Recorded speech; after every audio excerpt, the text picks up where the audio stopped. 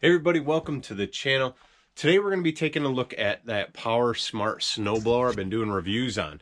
I had somebody ask, could you do a little more in-depth video about starting the snowblower? And that's what we're going to do today. I've got it outside set up.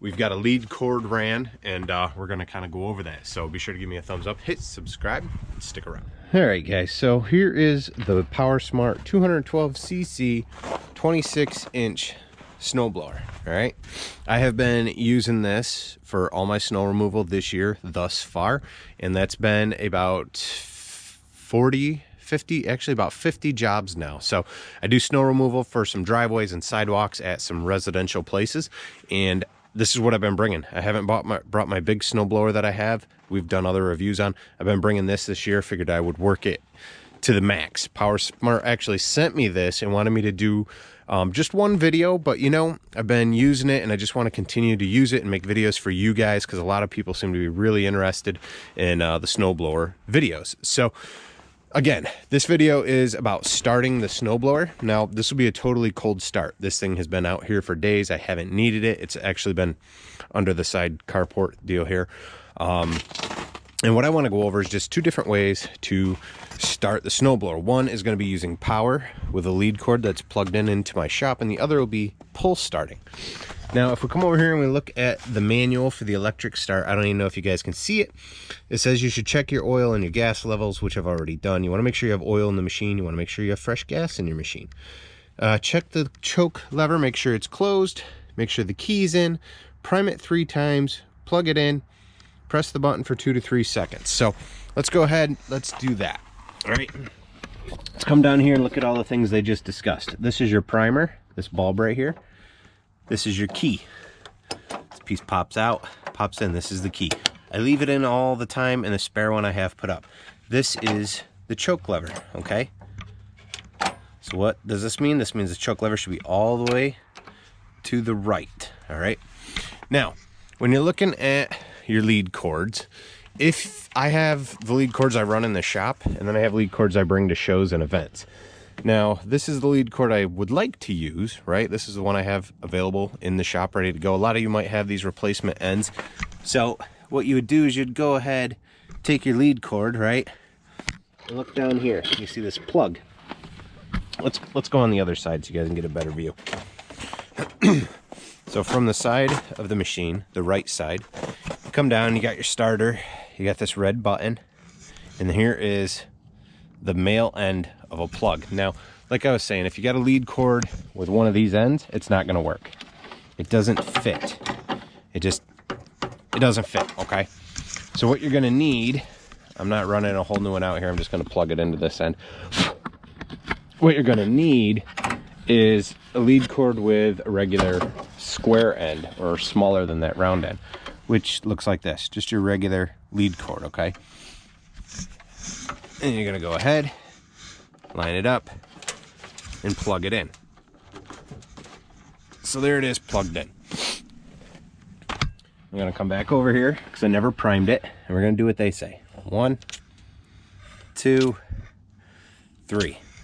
Now, when I've been using it and pull starting it, I've been priming usually about 4 times, 5 times, but we'll do what the manual says, which is 3. Come over here and it says hold it for 2 to 3 seconds. Don't hold it for any longer. You don't want to burn the starter out. If you continue to hold, you will burn your starter up because it'll get hot and they burn out. It happens on all snowblowers, not like just this model. They all say to only do it 2-3 seconds, release. 2-3 seconds, release. Probably do a reprime, 2-3 seconds, release. Okay, so let's hit it and see what happens. It's just this red button. All right, so we fired it up, it kicked over 3 primes and it kicked over nicely, but it stalled. So that does seem to be the one thing that I have had going on using this in all the storms. Usually that first kick from a cold start, it stalls out. I end up coming back over here, 1, 2, 3, 4 primes. Let's hit that starter again.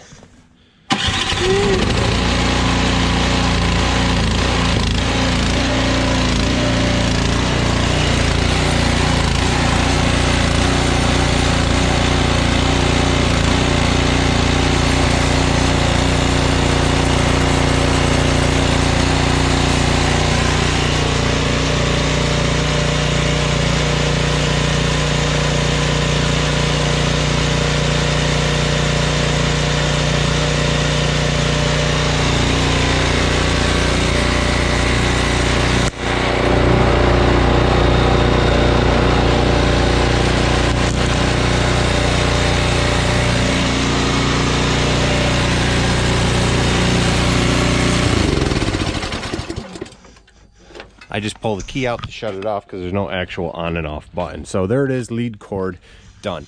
Now basically you go through the same process to start it with the pull cord, all right?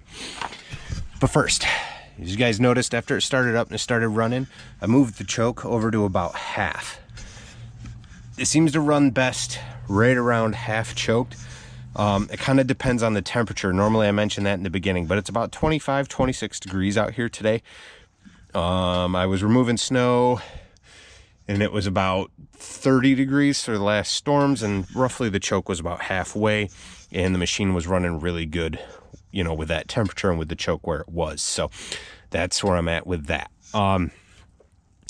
It's probably just going to fire right back up if we pull this cord, but let me set the camera up.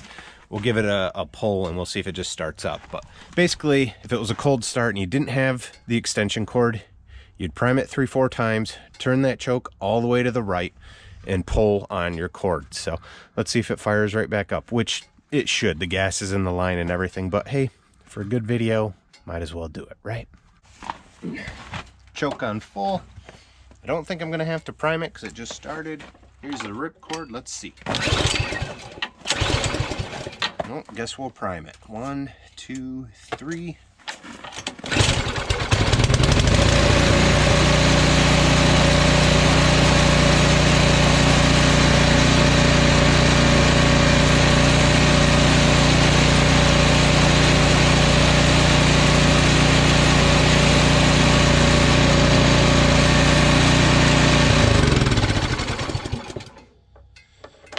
That's it, guys.